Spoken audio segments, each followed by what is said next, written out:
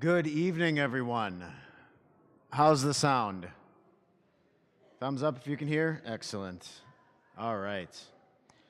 Let's get started with our orientation night tonight. The goal is to keep it as paperless as possible.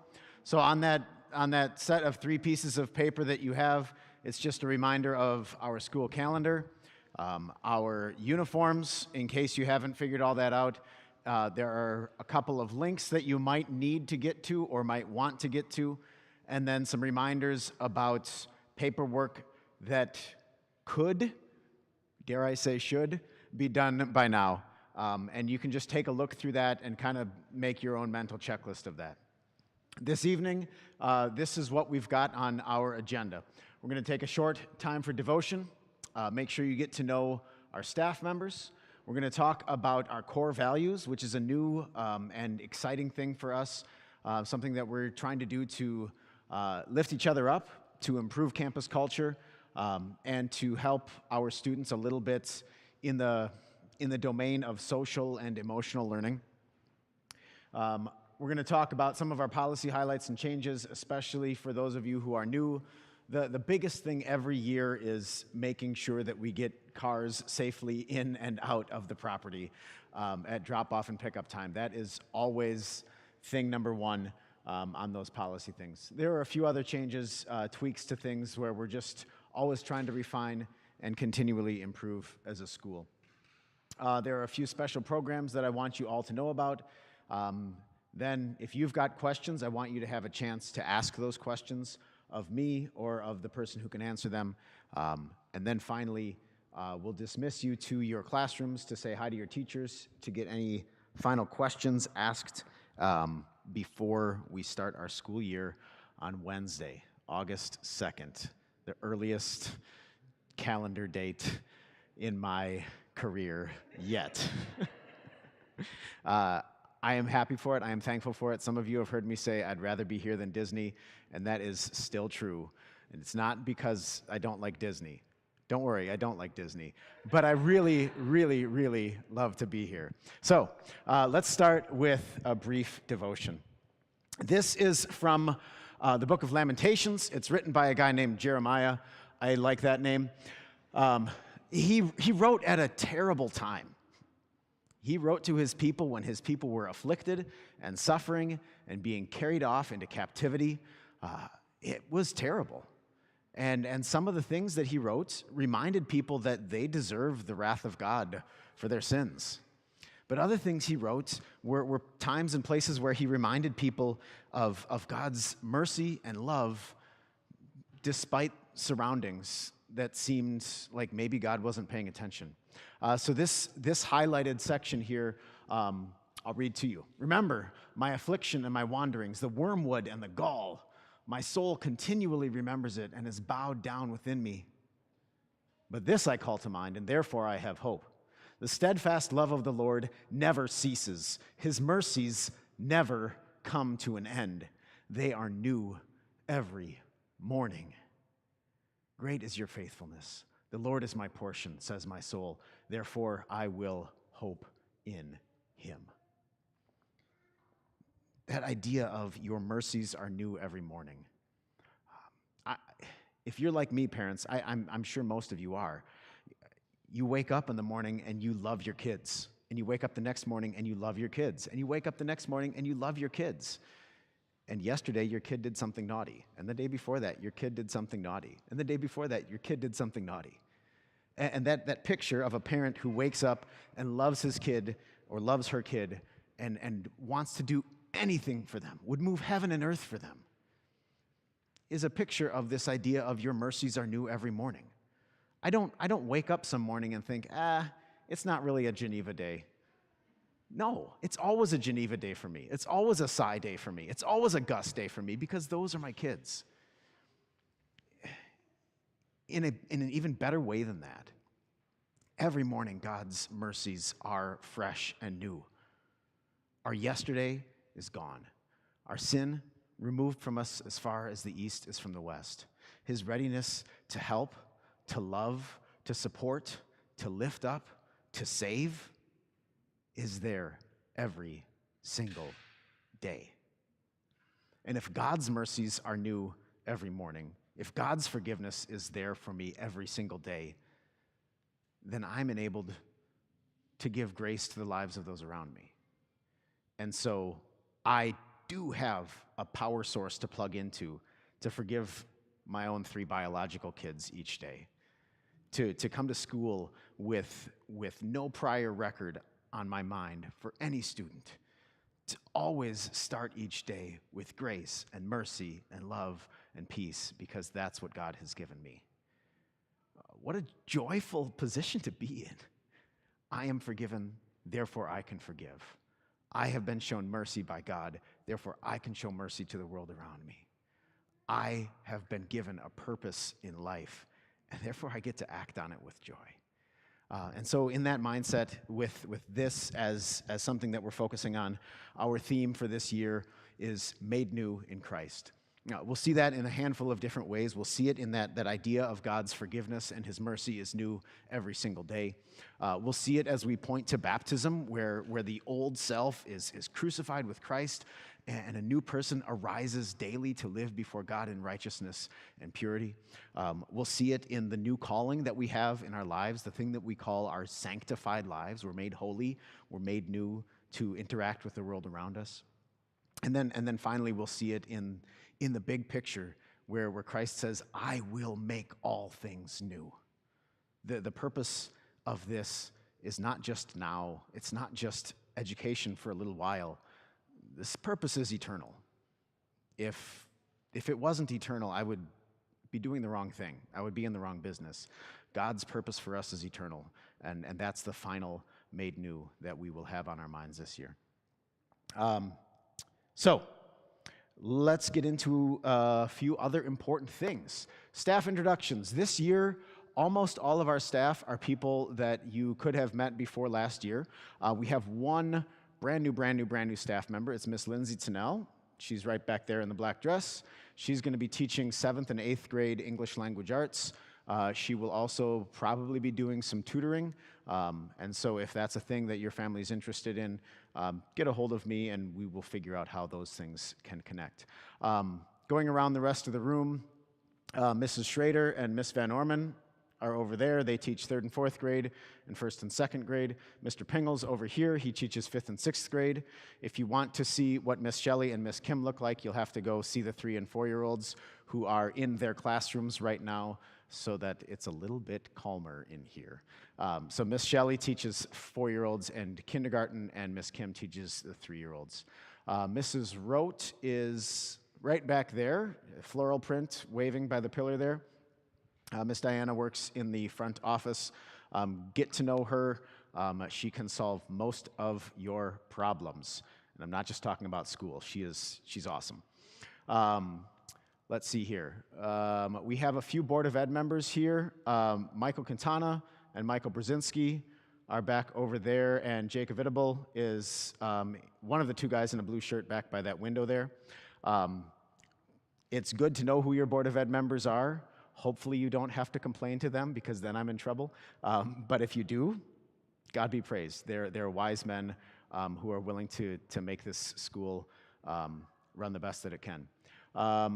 Also, Mrs. Kober is right there. She teaches some piano lessons, some Spanish lessons, and some music lessons. And my wife, Gretchen, Mrs. Schmiggy, is over there holding Ian. She also teaches some music lessons. Those 2 ladies, Mrs. Kober and Mrs. Schmiggy, are also going to be running Mrs. Schrader's maternity leave, which is hopefully going to start as late as possible, right?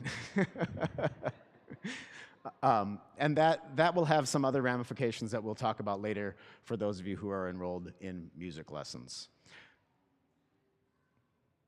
I think I have named everybody except for one. Again, going back to the eternal purpose of our school, I grew up in a family where my dad was my pastor. And so choosing a pastor or picking a pastor or getting to know a pastor isn't a thing that I had to do until I was a grown-up. It was just built into my family. And so some of you have gone through that probably 100% successfully. God be praised. Some of you maybe have gone through that a few different times, either because something wasn't successful or because you moved. But undergirding everything that we do here, it is our firm belief that you need a pastor in a church that serves you. If you don't have that, all the more reason to get to know Pastor Kober. Pastor Kober, come on up.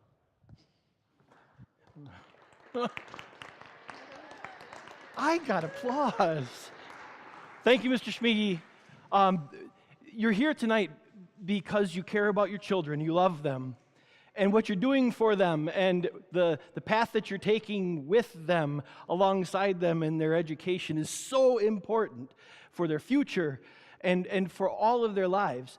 And I would posit this truth also, that what you do as a family is all important for their lives as well.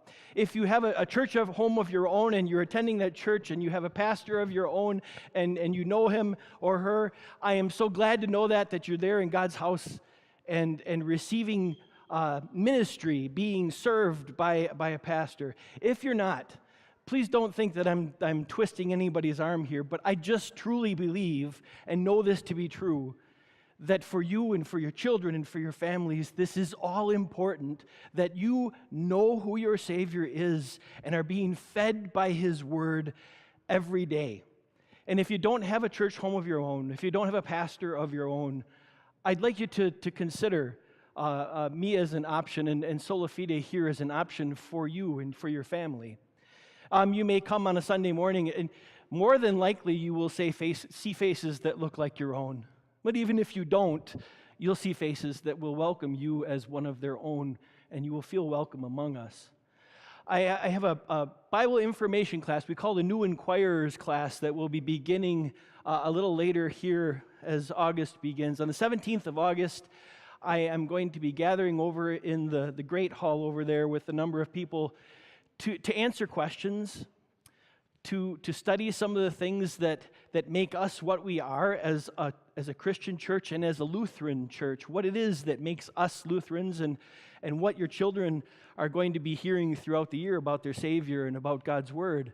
I would encourage anybody who has any questions, whether you have a church home of your own or not, if you have any questions about what it is that your children are going to be hearing, what is taught and reinforced and proclaimed at our school, that you can come. And over the course of about 4 weeks, I'll be able to sit down with this group and share some of the core truths of our faith with you. Any questions that you have. Many people know, maybe not most mornings, but many mornings I'll be over in the drop-off line and in the afternoon in the pickup line. Don't ever hesitate to stop me, to come into my office that's just across from Mr. Schmiggy's. I'm ready and willing and excited to be able to help you and your families in any way that I can. But I pray for you and for the beginning of our school year, for our staff, for you parents, as you take up this wonderful work of raising these children that God has given you. So thank you for your time today, and please don't hesitate to contact me. I will be getting the word out a little bit more as we get closer to the August 17th. That's a Thursday evening, about 7 p.m. I will promise you we won't go much over an hour if we even get that far. But I will look forward to seeing some of you there. God's blessings on your evening and the beginning of our school year. Thank you, Pastor.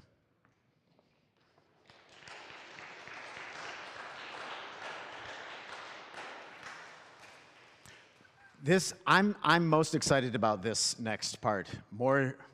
I know, you guys know I love maps and spreadsheets, but more than maps and spreadsheets, I am excited about the new set of core values that our faculty has picked to highlight, to uplift, to encourage as we think about who we want to be and how we want to enact that in the world around us. The first of our core values is grace. Again, we are going to keep going back to this reality that we are redeemed by Christ, and Christ's redemption enables us and allows us to do things that we wouldn't otherwise be able to do. His work in us allows us to give grace to the lives of other people. There are so many places where we find this in Scripture, and it's a thing that we want to do. Every day when you come into this building, I want you to see a smile on my face and on Pastor's face and your teachers' faces, not just because it's our job to smile, but because we have been called to give grace to those around us. That's the joy of the Christian. That's the joy of the teacher. That's the joy of the pastor, to give grace because grace has been given to us. Integrity. You see a compass as the little icon for that. We want students to grow up with a mindset of it's not just what you do when people are watching, it's what you do when people aren't watching that makes a difference. Who you are, your reputation, you only get one reputation. And it's really easy to ruin it. Some of you kids have heard me talk about this in the classroom. We are not very far from it being pennies to make a convincing AI video of me saying something terrible, right? That's where technology has brought us. So what do I have to stand on? A reputation. So your reputation is going to matter now and in the next handful of years more than it ever has in the past. It's going to be so easy to make convincing falsehoods. You don't want to be that person who's on the wrong end of that. So build a good reputation for yourself. Do that by working hard, by giving your best effort, and by being honest with your whole self in all that you do. Integrity is one of our important core values. Family. They talk in psychology about Maslow's hierarchy of needs. It's this idea that you need your basic fundamental needs met, otherwise you won't be able to function on a higher level, you won't be able to learn. And so we want it to feel like family when you get out of your car in the morning, kids, and walk into school. We want it to be like walking from one family right into the next one. Those of you who are older students, 8th graders, 7th graders, 6th graders, you guys have some of the biggest burden to carry in this. You are the ones who can make this a place that feels like family. When you smile and high five a 4-year-old, you might make their day. So we're going to do some things to intentionalize family. We're going to have buffalo herds where an 8th grader, a 7th grader, a 6th grader, a kid from each grade all the way down get together and do some collaborative things to encourage one another and lift one another up and get to know each other and make sure that whenever anyone walks through our doors, they feel like they're walking into their second home. This is, I like all the core values, but one of the things that is really sola fide about this core value is we are a staff that encourages kids to go play in the dirt, to go break open a rock and see what's inside, to bring a bug inside and show their teacher. Those things, just being curious about the world around you, those are really, really important things. If we are not curious about the world around us, we are closing our eyes to the beauty of God's creation. We are closing our eyes to an opportunity to get to know the people around us. There are so many people around us who need our love. And we can't do that effectively if we're not curious about the world around us, if we don't get to know the world around us and the people around us. Curiosity is important. I want all the students who come to school here to be lifelong learners, to want to geek out and go down a rabbit hole and learn about something that's put in front of them. There are so many opportunities to learn, so many opportunities to find somebody else's eyes light up topic and learn about that. You really do build community and family when you care about what other people are curious about too. So curiosity is another one of ours. And finally, grit. Call it grit, call it determination, call it perseverance, call it never give up-edness. Some of you who are my age probably saw that image of like the frog getting swallowed by the stork, trying to choke it out as it's getting swallowed. Yeah, you know what I'm talking about. There's never a good time to give up on learning. There's never a good time to give up on a project that you really want to see through to the end. And that idea that we can build each other up in that, encourage each other in the idea that you can really learn. You can really do. You can really accomplish. There's a guy named Sal Khan He's the founder of Khan Academy, which we use in some of our math classes here. And the company ethos of Khan Academy is you can learn anything. I absolutely believe that's true. And it's even more true because we have God working with us, and our school is undergirded by the love of Christ. So that grit, that determination, that perseverance, that's something that has been instilled in me by the people who love me when I was little, who love me still today, and I want to pass that value on to our students. Our teachers want to pass that value on to our students. So those are our 5 core values: grace, integrity, family, curiosity, grit. Look forward to hearing from your child about those things. Ask them about them. Every Friday this year, they will have heard something about one of them. So when they come home on Friday, before you let them turn off their brains for the weekend, ask them about what core value they learned about, and see how they are excited to grow. All right, rules. Everyone's favorite part of school. So, the basics, I know it's kind of small, but these are times that have not changed from last year.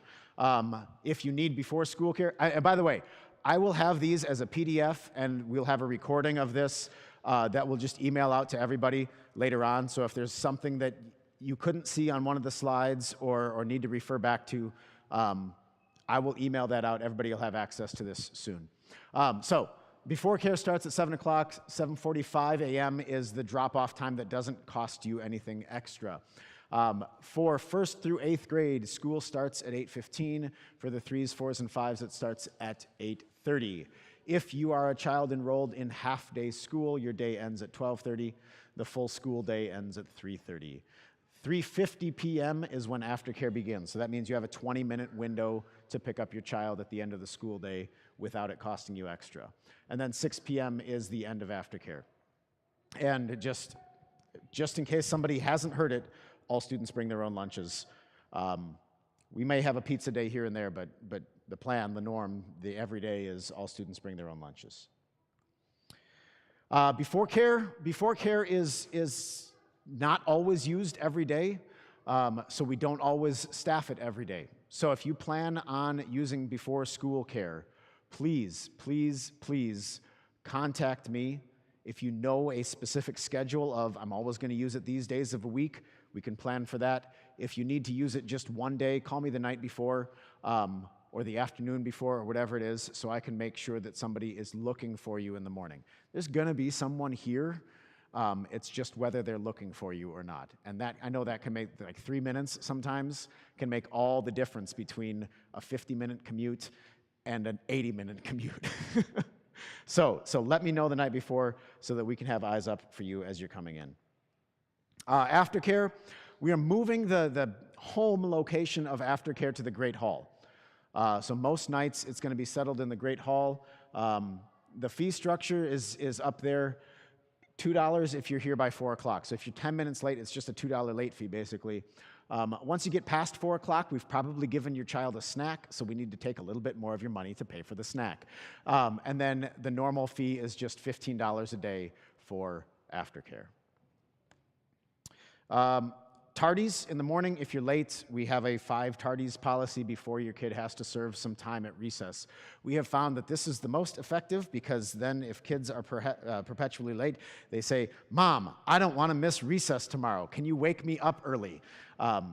So this worked better than any of our other pushes and nudges for that. The main reason for that is all of you are paying tuition. That is not lost on us. And if one student is late, that takes away from the other students who are on time. It takes educational time away from everybody. That educational time is precious. I wish we had more of it. I'm sorry, teachers, but I do. It's just absolutely precious, so being there on time means a lot. So, what time should you actually really arrive? I know this is a new slide this year because some people have missed it in the past. 7:45, go for it. We are here. We are ready for you. We are happy to see you as early as 7:45. You're not hurting us if you drop off at 7:45. Your child will have a chance to get well settled, get their bell work done, do some silent reading, be totally ready for the day. There is nothing wrong with dropping off right at 7:45. You're absolutely and totally welcome to do that. If you don't feel like dropping off at 7:45, the word readiness should pop into your brain. It's one thing to be in the classroom at 8:15 or at 8:30. It's another thing entirely to be ready for the school day at 8:15 or 8:30.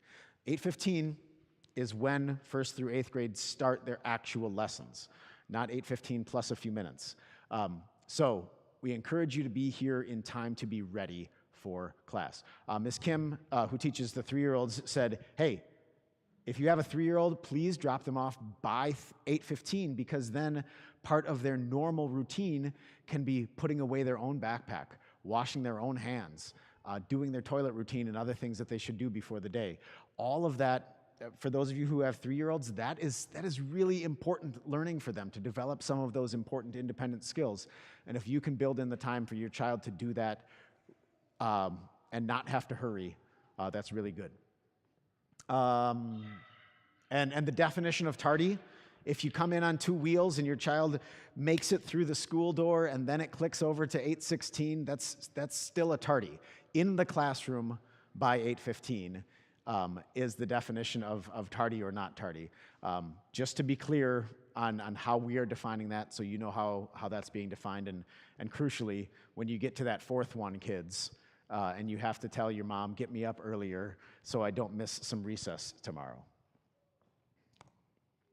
All right, classroom locations. Our 3-year-olds and our 7th and 8th graders have switched spots this year. So if you're returning, everything is the same except those 2 classrooms have switched. So if you can visualize in this building, just 7th and 8th grade, and then over in the other building, just going down the hall on your left, 3-year-olds, 4-year-olds in kindergarten is the next room, 1st and 2nd grade, 3rd and 4th, all the way down on the left, and then the only room on the other side, the only classroom on the other side, is 5th and 6th grade. If you're not sure or not super confident about that, you're welcome to go walk around. There are signs above all the rooms over in the other building, so you know where things are. All right, pick up and drop off. Last year, we had probably about 15 days at pickup time in the afternoon when our line extended all the way out onto Webgin House Road. That is suboptimal at best. We want to be safe. We want to make sure your cars aren't sticking out into traffic. So here's what we have planned for this time slot. First of all, the line only ever goes out that far until about 3:33. So if you just choose to show up at 3:38, you won't be late, you won't pay extra, you'll barely wait in line. So if you don't want to deal with traffic, come at 3:38, and it's lovely. It's a breeze. All the students are going to be dismissing from that building, so we won't have 2 different pickup spots. We won't have odd U-turns this year. So near the end of the day, all the 7th and 8th graders, we're going to pick up our stuff and walk over to the other building so the dismissal can happen from that building. I don't know if this is clear to anyone except me, but you drive on the pink line, coming in on the right and leaving on the right, because we don't live in one of those countries that drives on the left. I heard an episode last night about the day that Sweden switched over from left side driving to right side driving. It was fascinating to think about all the different elements that had to go into that. If you're interested in that sort of stuff, it's totally worth a listen. Anyway, so what we would like you to do this year is, if you are one of the first 10 cars, pull into those parking spaces that are in the square parking lot, and pull down and then turn forward so everyone is all facing out, if that makes sense. And that will take 10 of the cars out of the line, and we will make sure that those kids get loaded up first. The reason that we've got them sorted the way we do is so that if our assumption is the first person to pull in is in that bottom left spot as you see it on the map there. And we're going to give priority to that person. If we get that kid loaded up, then they can leave, and we're not crossing traffic. We're not crossing over a leaving car as those kids pull in, if that makes sense. So hopefully we can do that. If you got here first and parked in spot number 9, I'm going to assume you got here 9th. I hope you're not offended by that. That's just how it's got to work. If you need to buckle your child, let's say you're not one of the first 10 and you end up getting your child right from the pillars there and pulling around, it's going to make the line move faster. If your child hops into the car, you close the door, drive slowly around to what we're calling the buckle zone, and then hop out and get them buckled in. That will work the best, I think. Of course, safety is what we care about the most. So if there's something that feels unsafe, just slow down. Let me know about it. I don't want you to feel like you're tattling on other parents, but sometimes your dashboard view of things, your windshield view of things, is much clearer than my view of things. Last year we put some cones up in a few spots to clarify some exits not because parents tattled, but because parents said, hey, this is a thing that might solve a problem. So let me know if there's something that you feel could be improved, and we'll see whether there's a way to do it. There just isn't space for line jumping. If you can do a polite honk on your horn if somebody's sleeping in line or something like that, that'll just move things along, and that'll do fine. This is something I've never pushed for, but if you can pull up to within about 3 feet of the vehicle in front of you, that'll help out a lot too. Very often when we've got 30 cars in line, we could fit 4 more, just because there's space in between cars. So if you can do that, that'll help out as well. In the morning, 3-year-olds through 6th grade are going to drop off over at that building. If you're a 7th or 8th grader, your parents should pull around to this building to drop you off. So if we go back to that map, if you're a 7th or 8th grader, you can have your parents pull all the way around to the very bottom of that map and get out there to go into this building. If you need to exit your car, if you, the adult driver, needs to exit your car, please pull into a parking space so that the rest of the line can flow. Those of you who are here for a 2nd or 3rd or 10th year, you guys know that the morning line usually just flows just fine, and the afternoon line is the one that's slow. But again, sometimes if you're stuck between 2 cars and the one in front of you got out to walk their kid to the door, that can really slow things down in the morning. And again, your short commute turns into a long commute. So if you need to walk into the building, if you need to get out of your vehicle, please pull down into one of those spots to park, and that'll help everyone out.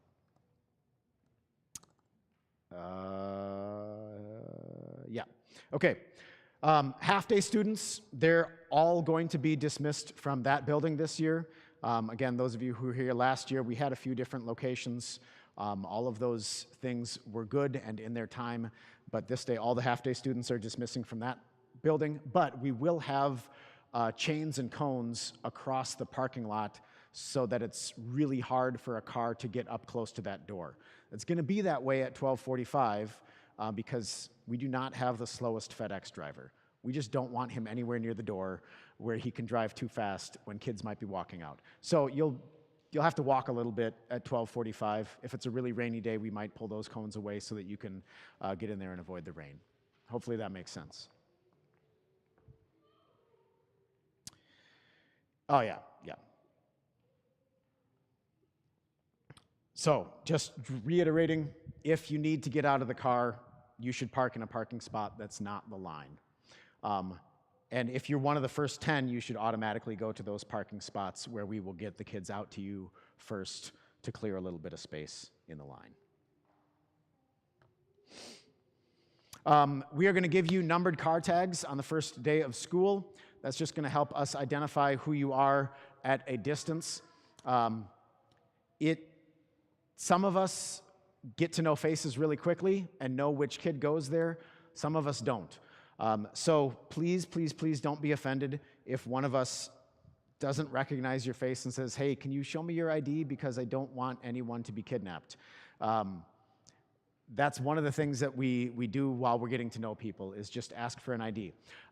If you send an uncle or an aunt or a grandma or a grandpa to pick up a child, one, make sure that they are on your approved pickup list. If you're not familiar with where to edit that or where it ever was, talk to me or talk to Mrs. Rote.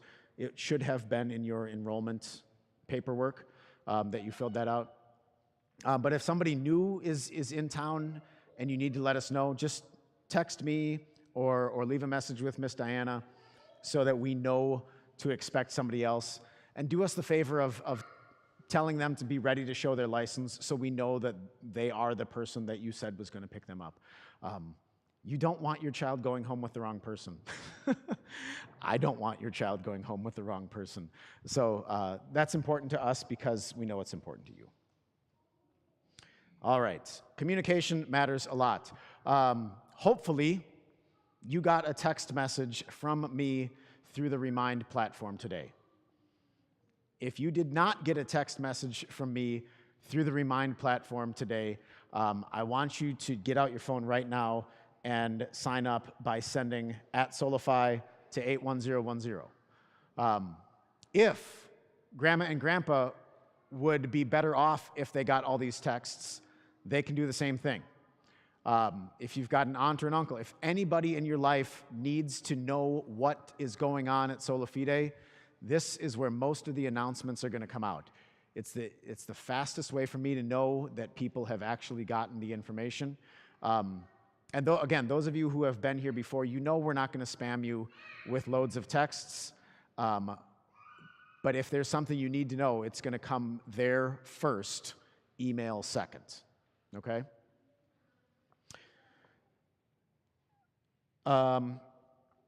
If you haven't gotten any emails from me, well, A, you're probably not here right now, so you probably have gotten emails from me, but please double check your spam folder these first few days of the year as we send things to you. If you have a way of adding a domain to your safe list, put @solafide.com as your safe list. All of your teachers and pastor and Mrs. Rote have an @solafide.com email address, and that's where you'll usually get emails from them. So please make sure you're getting emails from those people. Some of the younger classes are going to be using Class Dojo as an application for both communicating things and for encouraging students in good behavior and things like that. So if you have a student in one of those younger classrooms, keep an eye out for that. You don't have to pay for Class Dojo. You don't have to pay for Remind. You don't have to pay for emails. Those are all free platforms. Some of them have upgrades. You don't have to buy the upgrades unless you really want to. You don't have to buy the upgrades. You don't have to buy the upgrades. Please make sure you know Miss Diana's email. Thank you, Jerry. I'm going to add you to the list now. Thank you for signing up.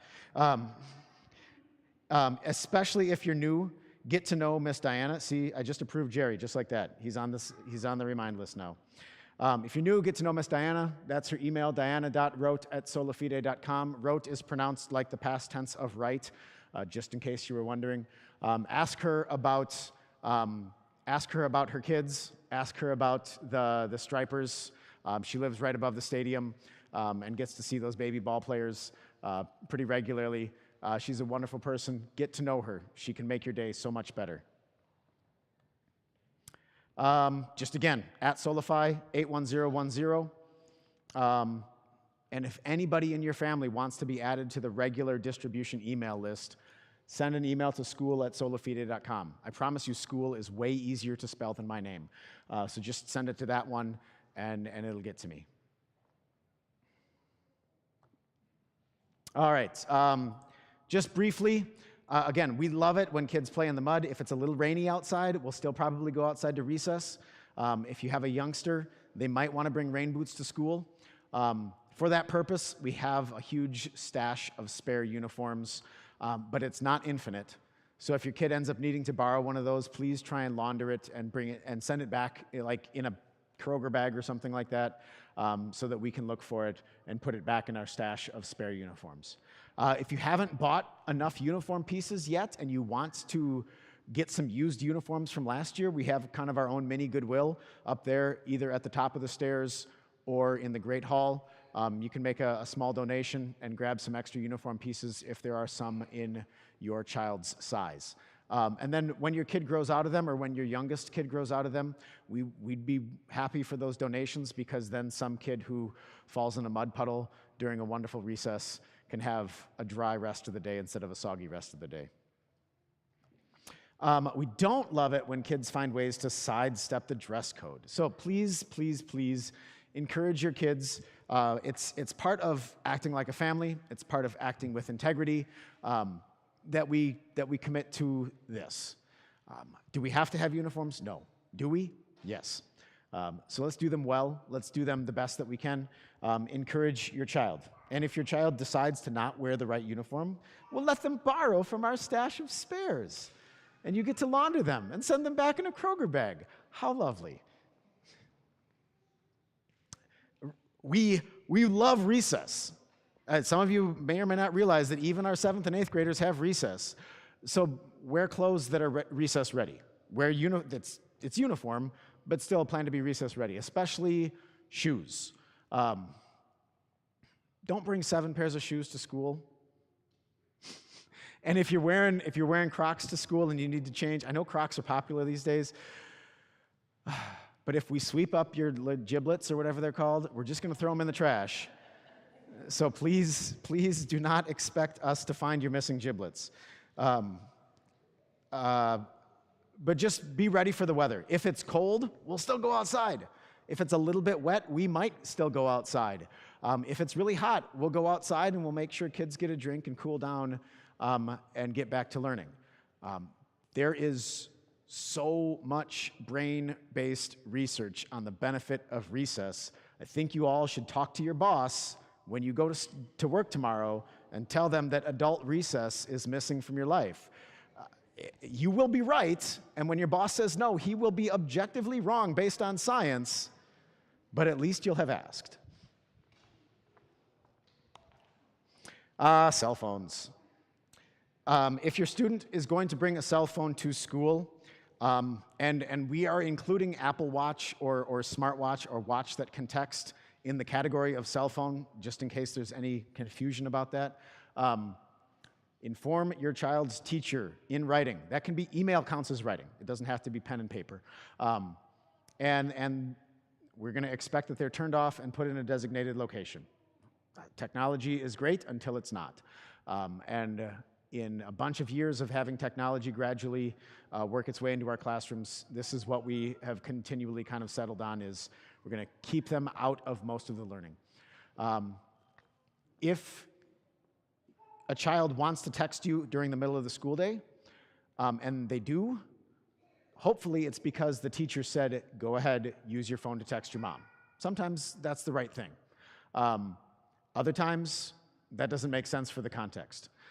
So if your child contacts you during the day, feel free to ask your teacher, hey, was this supposed to happen, or are they sneaking around? Because that can happen. Anyway, that encroachment of technology can be a frustration. It can also be a good thing. Sometimes we blow things up in science class, and it's fun to take a video of that. And so if a kid has a phone here, sometimes we'll let them turn that on. Also, for those of you doing a science project this year, one of the best ways to collect good data is to record everything in slow motion, or even in normal motion, and then be able to watch it back. This year we were watching how quickly the carbon dioxide accumulated in a relatively closed vessel while a candle was burning, but we were also watching for humidity and temperature, and the sensor was giving us all of that data at once, so we just videotaped the whole thing. Tape? We recorded the whole thing with a cell phone, and then we were able to watch it back and gather our data accurately. So sometimes we'll say, hey kids, if you've got a cell phone, it's going to be really useful for this thing in science. But we do have a prohibition against posting anything on a social profile. If you, a child, took video or photo here at school, you do not have permission to post it to the internet. Hopefully you understand why. If you don't, we'll talk about it someday soon in school, okay?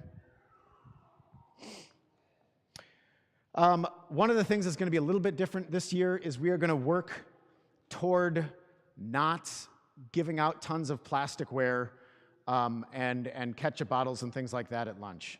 It's gotten a little bit too far from where we hope it would be. So what we are encouraging is parents, please pack either a plastic fork or a metal fork. If you want to put a little piece of tape around it. Back when I worked on, I used to work on cell phone towers, and all of my tools had one wrap of orange electrical tape and one wrap of green electrical tape. And if anybody saw that color combo, they knew it was my tool. So if you want to like always have a fork that you know is your child's and they can identify easily, just give it a couple wraps of tape or something like that, and that'll help. So we're encouraging, yeah, bring leftovers from last night, but make sure you send something that it can be microwaved in. This was probably the worst one. I feel kind of an objection to microwaving styrofoam. It seems like it might do bad things. and don't microwave Chick-fil-A bags. Got that, kids? Don't microwave Chick-fil-A bags. So if you plan to microwave something, send a bowl that it can be microwaved in, or send a little paper plate or something like that along. Hopefully we'll do some good things for the environment, and we'll keep things neater and tidier. All right, we are almost done with this part. Special programs that we have, individual music lessons. So here's that area where Ian's little baby brother is going to cause us a bit of a thing. Mrs. Schmiggy and Mrs. Kober teach a lot of piano lessons, and they're also going to cover a maternity leave. So our plan is to, if a kid was already taking a music lesson, we're going to let them keep right on rolling with that lesson, and we will see how many new students we can add until the end of that maternity leave. So that's how that's going to go. If you have not received a music lessons email, you will get one tomorrow detailing that sort of stuff. Does that make sense? There are going to be music lesson opportunities. This year, they might wait until November-ish, depending on setting, scenario, and other factors that we're still working out. Martin Luther said, next to the Word of God, music is the greatest gift that we've been given. I absolutely, fundamentally agree with that. It moves the soul, it stirs the heart, it can make grown men cry. It is awesome. Music also does things for the brain that just other things don't do. It's like learning a second or even a third language. When I was a kid, my parents insisted that I was learning piano by the time I was in second grade. Also learning trumpet by the time I was in fourth grade. Learning trombone by the time I was in seventh grade. And I did not want to practice, ever.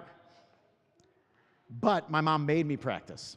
So if you're thinking about music lessons and you're like, my kid won't want to practice, so I probably shouldn't, make them practice. It's absolutely worth it. Like that grit thing that we were talking about, that drive and that determination to get better, it matters. Getting better at something, you've probably heard of the 10,000 hour rule. It takes a lot of practice to get good at an instrument. Insist on your kid practicing. If you're going to sign up for those lessons, you will make them worth so much more if you insist on your kid practicing. Kids, practice your instruments. Really, it matters. I hated practicing, and then something clicked when I was about in 10th grade. All of a sudden, I wanted to make music. I was able to make music, and I had a good, solid foundation of the theory of what to do to make music good and function well, and I loved it, and it has been one of the biggest blessings in my life. There are a few things that give me more joy than when Mrs. Schmiggy sits at that piano and Geneva stands up next to it with her violin, and I strum on guitar and sing into the microphone in church here on a Sunday morning. It's awesome. And that it's yours too, with just a little bit of practice. So please, please, please take that seriously. Think about that opportunity, and definitely always practice. We have a PTA, and we don't officially have a head yet. We have somebody who's leading up some volunteering, and we're going to see kind of what we should do kind of in the interregnum, if you will, of the PTA, see if there are things that we should drop, new things that we should start. So if you have ideas or thoughts about PTA, what you've done in other schools that you've been part of, send me your ideas because we are kind of at that fresh start point. One of the things that we are going to repeat because it's good is Brewster's Night. Brewster's Night is going to be August 18th. That's the third Friday of the school year from 4 p.m. until 7 p.m. Brewster's is going to kick back probably somewhere in the high hundreds or low 200s of dollars to us for going there and eating ice cream. It's fun fellowship. So you get out of school, wander over there to the Brewster's in downtown Grayson, have some ice cream, and have a good bit of fun. So that's our first PTA event. I will send out an email at another date. But you can do micro fundraising if you link your Kroger card or your Publix account, and it helps the school get a few extra supplies each year. Those are small, but they are nice. If you're inclined, most of the teachers have a classroom wish list. It's in the bottom navigation of the school webpage. So it's good to get familiar with the school webpage. All the way at the bottom, we have a link for our newsletter, a link for classroom wish lists, and a couple other things. There are things in there. If your grandparents want to make a donation or somebody in your life wants to make a donation, that helps. It's really nice to have those gifts, and so that's where you can find those.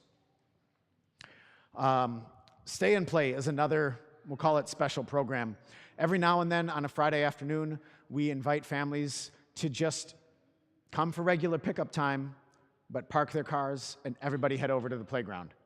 The chief purpose for this is for you to get to know the parents of your kids' classmates. So much is better if you feel like you have an open line of communication with your kid's best friend or your kid's best enemy. If you can have those conversations there on the playground on August 11th, you get to know people, you get to make that connection, you build community. That's one of those things with those core values we have, family, family, family, family. It absolutely matters. So we want to start building that August 11th. That's the second Friday of the year, August 11th. Just come park your car and go to the playground, and we'll get to know each other a little bit better. I think this is the last one. GASO stands for Georgia Student Scholarship Organization. I'm going to do a little bit of mental math here. We've got about 100 kids in the school, and our top-line tuition number is somewhere about $8,500. If we changed the top-line tuition number to $10,500, but then gave everybody a $2,000 scholarship, nothing would be any different for your pocketbooks, right? But the school would have another, how many dollars is that? Yeah, $200,000. This is actually possible. There's a state law in Georgia that allows you to donate money to tuition assistance programs and donate that money instead of paying your state income taxes. So if you pay income taxes when you file your Form 500, you could be giving that to Sola Fide's tuition assistance instead.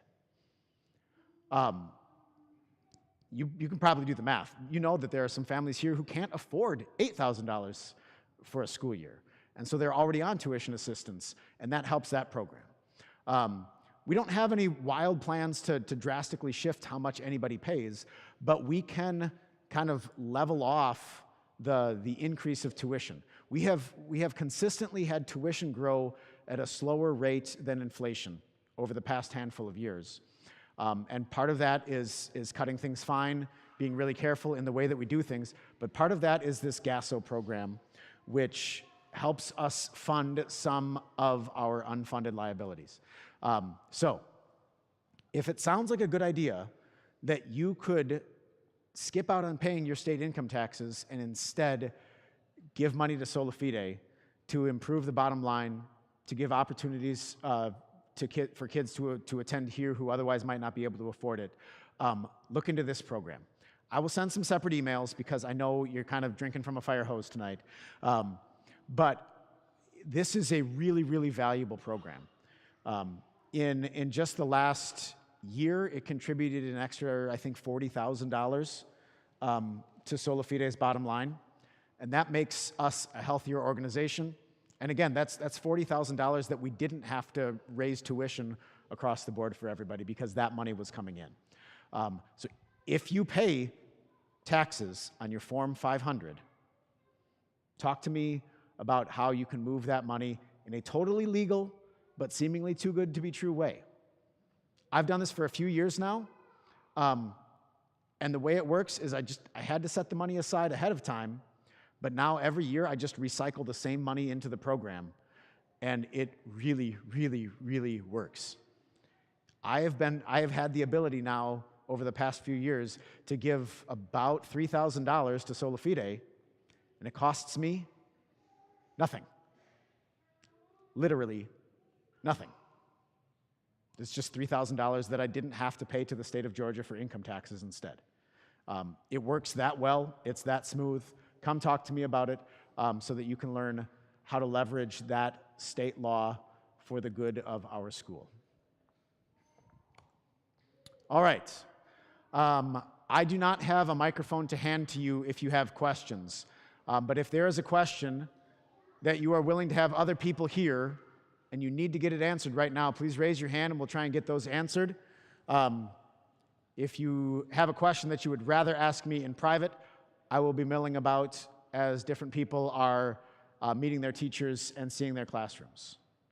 So, teachers, you guys can head to your classrooms so that I can hear other questions. Yes, Charmaine. I had a question about security. Yes. In light of everything. Mm-hmm. That's my number one concern. So what is the security plan? Like, what time do those doors lock? So our doors, we have magnetic locking mechanisms on the doors that are ever unlocked or available. They are unlocked for students getting in and out from, I believe it's 7:45 to 8:35. And there's an adult there during their unlocked time frame. They're also unlocked again for a short period during that midday drop-off or pickup time. And then again in the afternoon, it's very precisely that 3:30 to 3:50 window that they are unlocked.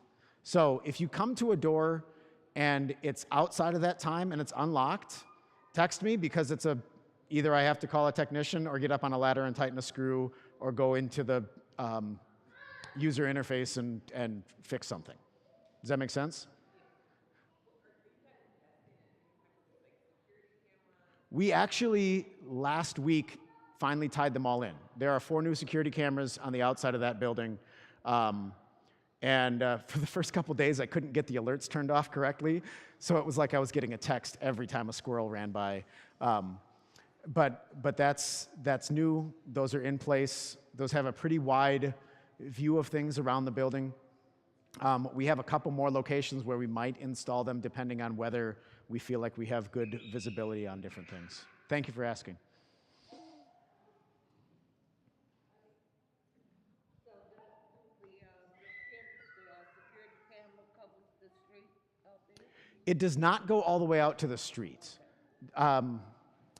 We would probably have to run underground wire to get something that would be able to see the street. I know that would have been nice last year, right?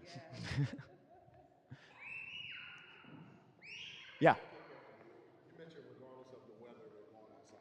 Even in the Not regardless, but so if it's below freezing, it's still okay to go outside. We will usually go outside. When it gets below freezing, then that's when we start to consider should we stay inside. I grew up in the upper Midwest, and they would only stop us from going outside when it was negative. So I think that's crazy, and my blood has considerably thinned since moving down here.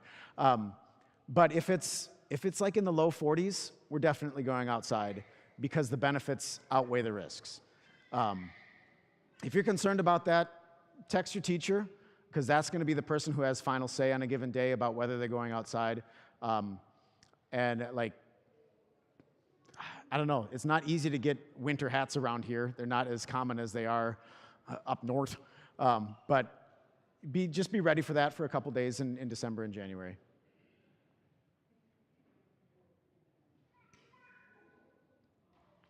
I don't see any other hands. There's one last thing. I don't have a slide about it because it's not for right now, but on July 9th, our congregation voted to pursue opening 9th grade.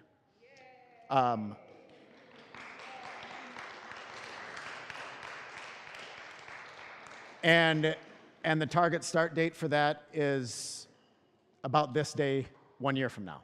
So please pray for me and the other people who are doing the investigative work to get that done, who are doing the curriculum design and all of that stuff.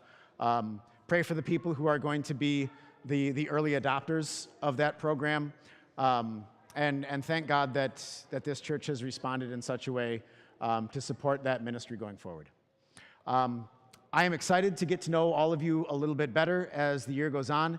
If you don't know me very well yet, please text me, set up a time when we can sit and talk.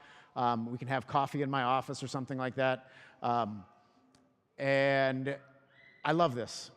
I love this work. I love this ministry. I love this calling. I love getting a chance to be part of your life. So please consider my door open.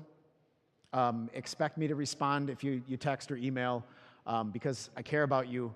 You are now part of my family, and I hope you feel the same way. Have a good evening. Please stop by your classrooms, say hi to your teachers, and if you have any questions, find me.